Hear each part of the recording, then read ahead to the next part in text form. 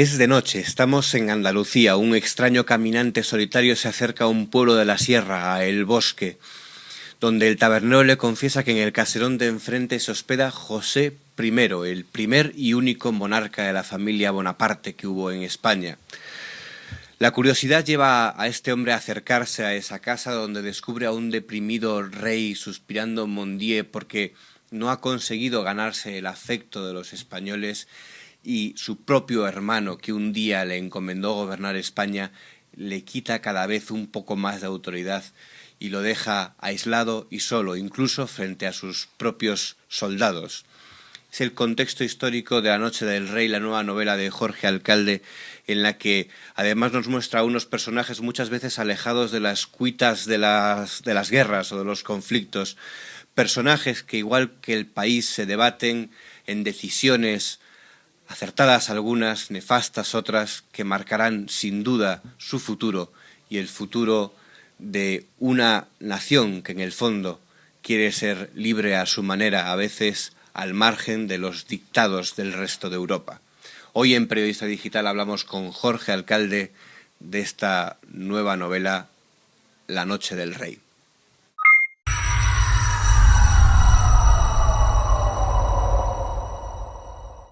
Bueno, Jorge, muchísimas gracias por estar aquí de nuevo en Periodista Digital. No, gracias a vosotros, siempre es un placer.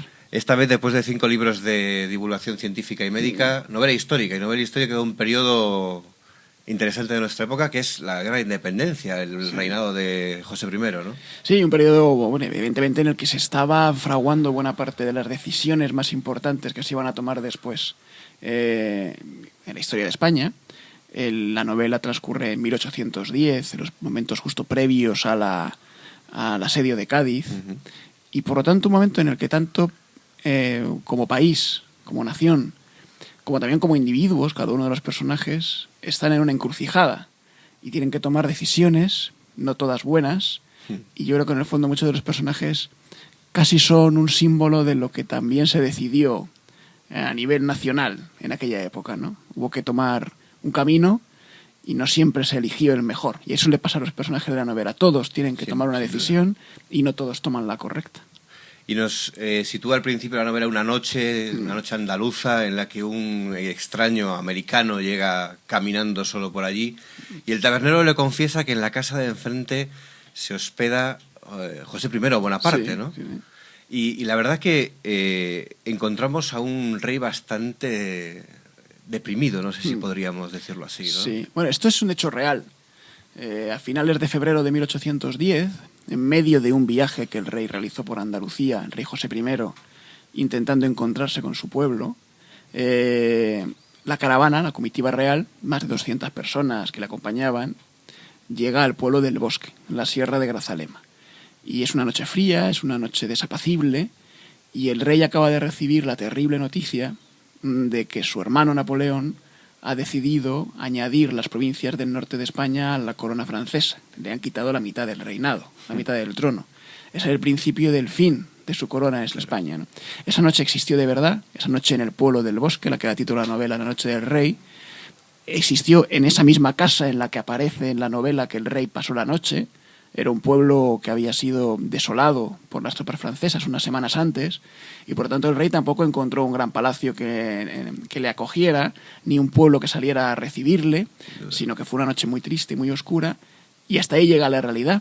El resto es la ficción, que la novela aparece en forma de un encuentro insospechado con este viajero norteamericano al que tú hablas. Pero sí es verdad que este rey, nosotros siempre lo hemos estudiado en historia como Pepe el Botella, porque decían que bebía mucho, pero él al principio, nada más encontrarse con este viajero, con este extranjero, dice reiteradamente: te juro que no estoy borracho, ¿no? Es quizá una de esas cosas que siempre se han dicho de José I Bonaparte, por aquello de que era un rey impuesto, claro, pero que no eran del todo ciertas, ¿no? Es verdad, ese es uno de los grandes mitos de José I, el Pepe Botella o Pepe Cubas, como se le llamaba también, pero él realmente no bebía, no es que fuese astemio, pero no era ni mucho menos un borracho. Claro. Es una de esas muchas ideas equivocadas que nos han llegado de José I. Hombre, es lógico, tú lo decías, es un rey intruso, es un rey impuesto, es un rey que iba precedido por sus tropas que estaban cometiendo todo tipo de desmanes. Además es un rey que perdió la guerra y por lo tanto tenía todos los ingredientes para que la propaganda patriota lo demonizara. Y así ocurrió. Claro. Y muchos de esos mitos de la propaganda patriota han llegado a estudiarse en la historiografía y se han implantado en nuestro inconsciente y los damos por cierto. Yo creo que de la lectura de estas páginas el personaje José I creo que va a salir, por lo menos para muchos, como una gran sorpresa. Sí, de hecho no es baladí que hablemos de desmitificar a un rey. En muchas de sus obras de divulgación científica lo que he hecho es desmitificar. Sí, bueno, es un poco una obsesión mía, ¿no? Intentar buscar dónde hay mitos y con ese escepticismo que ha intentado caracterizar. Pero quizá lo más interesante, una de las cosas más interesantes de la novela, es esa gran conversación que mantiene el inglés con el rey, en el que él se confiesa, y usted dice en la novela, hablando como narrador, dice ese rey que deseaba confesarse con alguien y a veces qué mejor que un desconocido para hacerlo, ¿no? Es que es un momento muy importante para él. Es una de esas encrucijadas en las que España se encontraba en 1810, al comienzo de 1810. Él se siente amenazado por la decisión de su hermano y no puede confiar tampoco en su equipo, no puede confiar en su corte. Su corte está formada fundamentalmente por mariscales que ya hacen más caso a su hermano Napoleón que a él, que están más pensando en quedar bien delante de Napoleón que en seguir las instrucciones de su comandante, que era José I, y en miembros españoles del gobierno que eran los famosos afrancesados, hombres, pocas mujeres por desgracia, pero hombres fundamentalmente, que habían tomado la decisión de traicionar a su país. Eran traidores, porque creían en el proyecto de José I y por lo tanto tampoco eran unos buenos consejeros.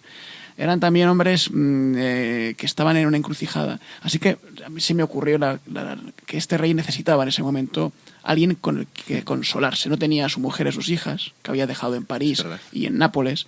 En la novela hay constantes llamadas a venidos para acá porque España está muy bien, me recuerda mucho a nuestro Nápoles tan querido. Entonces no tenía nadie. Y en esa noche triste del bosque, pues aparece este viajero y le sirve de confesor. De hecho, hay algo que ya al lector le pone sobre aviso de lo que le pasa a este rey cuando el americano le ve a lo lejos en aquel caserón y le oye suspirar ese mon Dieu, ¿no? Como, ¿quién me habrá mandado meterme aquí, ¿no? ¿Quién me habrá mandado aceptar el mandato de mi hermano? Claro, está muy claro. Afortunadamente, en el proceso de trabajo para esta novela, tuve la suerte de leer las cartas que enviaba José I a Napoleón durante ese periodo. Claro. Y ahí se ve cómo existe una devoción tan grande por su hermano. José I era el primero de los hermanos. No era el primero, pero era mayor que Napoleón. Era mayor, y además tenía una devoción tremenda por ese hermano pequeño, ese hermano más pequeño que él, que se había convertido en líder en todas las artes y todas las ciencias, ¿no? Desde pequeño lo Desde cuenta. Muy pequeño, sí, muy chiquitín, ¿no? Y claro, a la hora de aceptar el trono de España, lo que hace es confiar profundamente en la decisión de su hermano Napoleón. Y viene a España pensando que va a reinar un país tan amigo y tan favorable como fue Nápoles, que era el trono que él abandona para gobernar en España, y lo que se encuentra es, como él dice también en el libro, una nación de 12 millones de enemigos preparados para la guerra, la población de entonces, y entra una España que desde luego no le acepta como él esperaba que le aceptase. Porque es curioso, él yo creo que desde el principio, aparte del orgullo que era aceptar el encargo de su hermano, él quiso ser un buen rey. Sí. Hay historiadores que también estudiando su figura han reivindicado decir, no, si es que incluso podría haber sido mejor rey que Fernando VII, que hay que recordar que nos vendió a los franceses, ¿no? Bueno, él tenía un proyecto para España, nos podría haber gustado más o menos hacer ucronías hasta de que hubiera sido, pues tampoco tiene mucho sentido, es verdad, pero sí es verdad que tenía un proyecto modernizador. De hecho, durante todo este viaje él no deja de firmar decretos, lleva consigo a 4 ministros en esa caravana real por toda Andalucía, firmando decretos que él considera necesarios para la paz y la modernización de España. Decretos que tienen mucho que ver con la secularización de la política, con acabar del tránsito del antiguo al nuevo régimen, de evitar los privilegios, por supuesto de evitar los privilegios de la Iglesia y de los nobles, pero también para traer reales sociedades de ciencias a España, para construir ciudades más amables, más al gusto urbanista francés, para generar un gran museo de arte en Madrid, donde todo el pueblo pueda acceder a las obras que hasta entonces solo podían verse en los conventos, en las catedrales o en los palacios de los nobles. Ese era su proyecto para España, un proyecto ilustrado. Claro. Y no lo pudo terminar. Era herencia francesa, evidentemente. Evidentemente. Pero él también dice, respecto a esto, claro, que su problema era que delante de él llegaban las tropas francesas y él se lo confiesa a este hombre, a James, le dice, es que como que renegaba Sí, de es su que él propio reniega. ejército, En ¿no? las cartas de José I a su hermano Napoleón hay más de 2 o 3 pasajes en los que se echa las manos a la cabeza de cómo está gestionándose la estrategia militar en España. Los acontecimientos de mayo de 1808 en Madrid le repugnan. Bueno, por lo menos en la versión oficial, la cara que él quería transmitir al pueblo es que le repugnasen.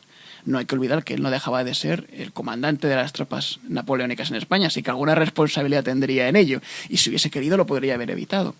También es verdad que se veía sometido a las decisiones del emperador Napoleón, su hermano, al que, como hemos dicho antes, tenía devoción y también bastante miedo.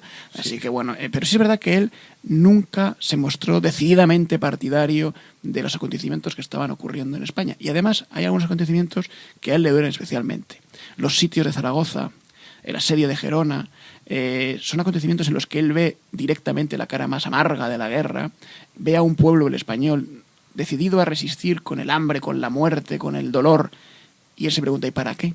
¿Por qué estáis luchando? ¿Estáis luchando para que la Inquisición siga entre vosotros? ¿Estáis luchando para seguir manteniendo los privilegios del viva las caenas? Eso le saca de quicio al rey José. No, sin duda es una forma de conocer mucho mejor a este rey, que conocemos de él más cosas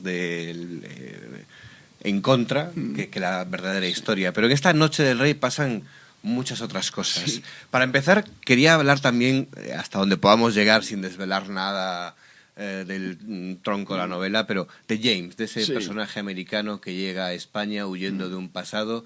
Él es médico y nos conecta con otra cosa que realmente sucedía en Estados Unidos, que era... Cuéntanos hasta donde pueda, pero era el asaltar tumbas, los estudiantes de medicina, los resucitadores, ¿no? Sí, la novela comienza así. Comienza, no voy a contar mucho para no destriparlo, pero efectivamente comienza con unos acontecimientos muy violentos que ocurren a finales del siglo XVIII en Estados Unidos, en Nueva York en concreto, y que suponen que buena parte de la población de Nueva York se levanta en armas contra sus médicos. Que es algo sorprendente. Y este ciudadano que es médico tiene que huir, tiene que huir porque lo van a matar. Lo van a matar porque entonces la práctica médica incluía el uso de cadáveres para hacer experimentos, para hacer disecciones, y estaba prohibido utilizar cadáveres a no ser que hubiesen sido reos, ejecutados, y que el juez previamente hubiese consentido, que hubiese condenado a ese reo no solamente a morir, sino a ser utilizado por la ciencia, ¿no? Bueno, evidentemente había todo tipo de tráfico de cuerpos, de cadáveres, un mercado negro de cadáveres, que eran los que llamaban los resucitadores, y eso enardece al pueblo, que ve cómo se están profanando algunas de sus tumbas de sus seres queridos para hacer estas tareas, ¿no? Y así es como empieza la novela, ¿no? Y a partir de ahí, no cuento más para no desvelarlo, pero sí que este personaje tiene mucho que ver con mi lado científico, de divulgador científico, porque sí que al ser médico nos permite ver mucho de qué se sabía de la ciencia y de la medicina y de la salud en aquella época en España, y cómo la relación con los médicos tampoco era mucho mejor aquí en España que lo que había sido en Nueva York. Y también tenemos por otro lado, en esta época convulsa de España, en que dos países, España y Francia, Portugal en ese momento también, pero bueno, se debatían ahí su futuro, había espías, ¿no? Y usted habla de los espías que nunca se sabe bajo qué vestido de seda puede esconderse un espía, ¿no? Sí, hay dos personajes que juegan a los dos bandos, y uno es una mujer viuda, que no desvelamos nada porque desde el principio se sabe que es una espía que ha jugado tanto para el bando español como para el inglés y que está a punto de tomar una decisión que va a cambiar su vida. Todos los personajes de la novela toman una decisión importante entre las páginas que va a cambiar su vida. Y todos más o menos tienen que ver con esa fecha de febrero de 1810, ¿no? Y hay otro personaje que es un geógrafo, una vez más un científico, que decididamente juega al bando afrancesado y utiliza sus dotes de inspección geográfica para poder saltar entre las fronteras y poder ganarse la vida de una manera más o menos estable. Y también vemos, porque hay que recordar que bueno, España y Francia, si no me equivoco, en un momento determinado lucharon contra Inglaterra juntos. Ahora Inglaterra está luchando contra Napoleón. A España le viene bien que sea así, que se luche contra Napoleón. Y entonces es curioso cómo los enemigos de antes se convierten en amigos y cómo los amigos de antes son los enemigos, ¿no? Y hay grandes rencillas, y hay grandes dudas, y hay grandes pasiones, porque al fin y al cabo los españoles no tendremos otra cosa, pero pasión en lo que hacemos solemos poner, ¿no? Y efectivamente todavía hay los restos del desastre de las flotas españolas en la bahía de Cádiz contra los ingleses, los restos de Trafalgar y de otras tantas batallas, siguen calientes en la bahía. Claro. Todavía se ven, cuando se celebran estos acontecimientos, todavía se ven los tablones quemados de los barcos que habían sido hundidos por los ingleses, ¿no? Y ahora, sin embargo, los ingleses eran los nuevos aliados. Claro. Eso, claro, causa mucho daño, mucho dolor en aquellos patriotas que habían visto perder tantas cosas allí, en esas mismas aguas, en esa misma bahía, y que ahora se ven obligados a entenderse con unos ingleses que juegan un papel, como siempre, diplomático excepcional en la historia. Claro, porque el heroísmo español nunca se ha puesto en duda en todo este tiempo, en esta guerra de la independencia. Pero aquí usted de alguna forma también reivindica ese papel de los ingleses. ¿Hasta qué punto cree que fue decisivo para poder expulsar a los ingleses a los franceses de España? En la novela aparece un acontecimiento que quizás se ponga en duda un poco lo del heroísmo español también, ¿no? Cuando el gobierno francés, cuando las tropas francesas llegan a Sevilla, a los alrededores de Sevilla, piensan que van a encontrarse con un pueblo enardecido, una fiera resistencia. Realmente la Junta Central de Gobierno ya se había ido, había abandonado Sevilla, había dejado el pueblo a su merced, pues buscaba refugio en Cádiz, y lo que se encuentran es una Sevilla de la que huyen como una hemorragia los ciudadanos a través de los caminos meridionales, a través del Guadalquivir. El Guadalquivir se llena de balsas y de barcazas, de familias con sus posesiones huyendo, y ahí intervienen los franceses. Blanco White, aunque no aparece él en el libro, cuenta, ¿no?, cómo gracias, perdón, los ingleses quería decir, cuenta cómo gracias a la ayuda de barcazas bajo pabellón británico pueden huir de Sevilla. Claro. Y es algo que se recrimina en la novela. El embajador inglés recrimina a algunos de estos patriotas su enemistad, diciendo, bueno, usted será muy enemigo mío, pero vino de Sevilla a traer de Guadalquivir en un barco que yo le puse. Sí, esos extraños compañeros de viaje que hacen las épocas difíciles. Y hay otros personajes en esta La Noche del Rey que juegan a otra cosa que no es la guerra. Porque nos encontramos, por ejemplo, con franceses de alta sociedad que han venido a España a jugar con obras de arte, a traficar con obras de arte. ¿Esto también tiene algún pie en la realidad? Sí, pero la novela no es una novela bélica, ni mucho menos. Quizá la novela histórica peca en ocasiones de centrarse demasiado en los aspectos más militares, sociológicos de la historia. Esto es una novela de amor, de pasión, de intriga, donde ocurren efectivamente los acontecimientos en un escenario bélico, pero donde pasan otras muchas cosas, como tú bien dices, evidentemente este comerciante de arte que realmente existió, Frédéric Quillet, es uno de los miembros de esa comitiva del viaje de José I por Andalucía, y él es comisario para las artes de la corona del rey José, y su misión concreta es ir catalogando las obras de arte que están en manos de los conventos, de las catedrales y de los palacios de los nobles españoles, e irlas decomisando para generar ese museo, ese proyecto de museo nacional en Madrid que tenía José I.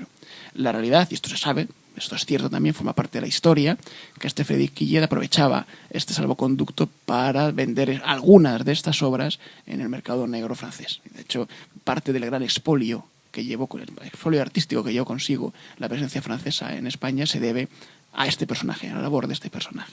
Por curiosidad, hoy en museos como el Louvre podemos ver alguna de las obras que algunas de esas obras, claro, el famoso equipaje del rey José, que comenta Galdós en su episodio, y que parte de él se detiene en Vitoria y parte de él se lo quedan los ingleses, parte de él queda en Francia, en manos privadas, en museos abiertos al público como el Louvre, pero sobre todo lo más interesante es una vez más desmitificar la figura de estos acontecimientos, ¿no? Es cierto que hubo un componente de expolio importante en la visita de los franceses a buena parte del patrimonio, sobre todo en Andalucía, pero también es cierto que hoy en día en Europa pintores como Velázquez, o como Valdés Leal, o como Carreño de Miranda, o como Murillo, son lo que son gracias a la imagen que obtuvieron por la codicia que despertaron en los franceses. Ellos sirvieron de alguna manera de pioneros del redescubrimiento de la fascinación por el patrimonio cultural y artístico español. Igual que también este viaje sirvió de pionero a los que posteriormente llegaron de viajantes ingleses y norteamericanos y franceses que generaron esa imagen romántica de España, de Granada, de la Alhambra, del bandolerismo, del folclore español. Pues también todo esto nace, de alguna manera, en la fascinación que produjo en José I Andalucía, que le recordaba mucho a su Nápoles natal y en la que esperaba haber recuperado el afecto del pueblo español y nunca lo logró.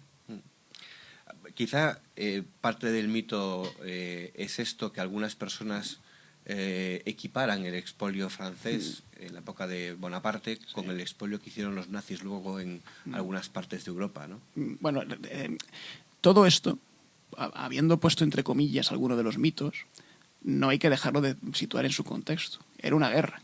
Claro. Es posiblemente la guerra más horrible que ha experimentado la península ibérica, y más incluso aunque que la guerra civil, en cuanto a dureza de las circunstancias, en cuanto a miseria personal, en cuanto a prolongación de los efectos de la guerra. Bueno, no se hicieron tampoco, no se santificaron muchas acciones, no eran santos los franceses, y tampoco el hecho de que intentemos recuperar mediante esta ficción novelada de la Noche del Rey algunos de los aspectos positivos de la presencia del rey José y de sus tropas en Andalucía nos tiene que hacer olvidar que en el fondo era un rey invasor y era un rey que cometió, o sus tropas, unas tropelías que están certificadas. Claro. Pero como usted muy bien dice, es una novela que muchos de sus personajes, algunos de ellos se mueven al margen de la guerra. Tenemos a Asunción Mariños, que es una mujer que ve a los franceses y dice, no entiendo cómo siendo tan limpitos y tan rubios se les pueda considerar invasores, ¿no? Claro, es el típico arquetipo de afrancesada, de mujer joven, enamorada, no vamos a decir de quién, pero enamorada de uno de los personajes de la novela, y que a través de este personaje y de la propaganda afrancesada tiene una imagen de Francia que ella idealiza y quiere España le duele, España la agobia, la España del antiguo régimen, la España de las sotanas y de la Inquisición y de los privilegios, no va con ella, y de alguna manera quiere huir de esa Écija natal, de esa España pues más profunda, a pesar de que ella es una privilegiada, porque no vive mal en aquella época, y espera encontrar una Francia que tampoco era así. Realmente la España la Francia de los folletines y del glamour de la corte parisina era muy poco que ver con la realidad, ¿no? Y todo esto, hay que decir, estamos en 1810, como contaba al principio de la entrevista, tanto los personajes como los movimientos sociales y políticos nos conducen, creo que directamente a 1812, con la declaración de la Constitución, la llamada Pepa, en Cádiz. Todo esto, al acabar de escribir la novela, ¿no? ¿Qué idea, si hubiera una idea de esa historia de España en esos 3-4 años, pudo sacar en limpio? Bueno, esta novela es justo los momentos previos, es decir, que se están sentando las bases de lo que luego ocurrió en Cádiz y que ahora vamos a celebrar el 200 aniversario, ¿no? Es para entendernos lo que pasa en esta novela. Es justo los meses anteriores a lo que magistralmente cuenta Pérez Reverte en El asedio, pues, ¿no? Eso que ya es el 12, ¿no? Y en ese momento, tanto personalmente como a nivel de país, como nación, se tomaron decisiones que algunas de ellas fueron profundamente equivocadas y que condicionaron el futuro de la nación como ninguna otra, ¿no? Por ejemplo, el trato que se dio a las personas que dieron su apoyo a José I, a los afrancesados. O sea, la injusticia cometida con muchas de esas personalidades que evidentemente habían traicionado la causa nacional, pero que no dejaban de ser personas ilustradas, cultas, científicos, literatos, algunos de los mejores escritores que ha tenido nuestra lengua, y que se fueron sometidos a un éxodo infame, que posteriormente se le intentó condonar mediante varios intentos de amnistía que no terminaron de fructificar, y que posiblemente, si se hubiese aprendido de su forma de ver el mundo, no se habría entregado de nuevo la nación a manos de Fernando VII, el rey felón, y de nuevo al antiguo régimen y a la Inquisición. Claro, porque eso quería preguntarle también, es decir, es que está muy bien 1812, una constitución liberal, abierta a los tiempos quizá del resto de Europa, pero luego vuelve Fernando VII como el deseado, que es un rey absolutista, y de hecho José I en su libro reflexiona en un momento determinado diciendo, pero ¿acaso los españoles no están siendo sometidos por los Borbones, ¿no? Claro, eso es una de las cosas incomprensibles desde el punto de vista de un rey como José I, pero comprensibles desde el punto de vista de los ciudadanos que vivían en la España de entonces, muy sometidos a una idea de dignidad humana y de destino humano profundamente impregnado por lo que estaba impregnado, por la visión del antiguo régimen y del antiguo imperio español, ¿no?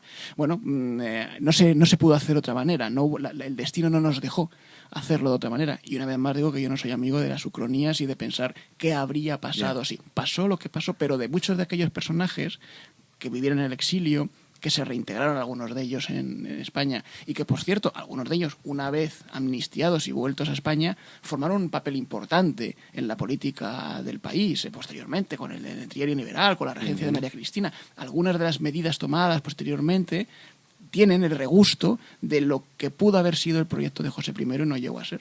Nos cuesta mucho cambiar, ¿no? Igual que Europa, lo hemos visto a lo largo de nuestra historia varias veces, Europa va cambiando, va con diferentes movimientos hacia la evolución, mejor o peor, y España siempre como que espera unas décadas, ¿no? Espera 2-3 décadas España, a ver qué además, pasa, ¿no? pues vive de algunos grandes tópicos, como el que tanto sorprendió una vez ido el rey José I, y es que el pueblo pudiese salir a la calle al grito de vivan las caenas, ¿no? Eso de decir, bueno, póngame usted las caenas que por lo menos son las mías.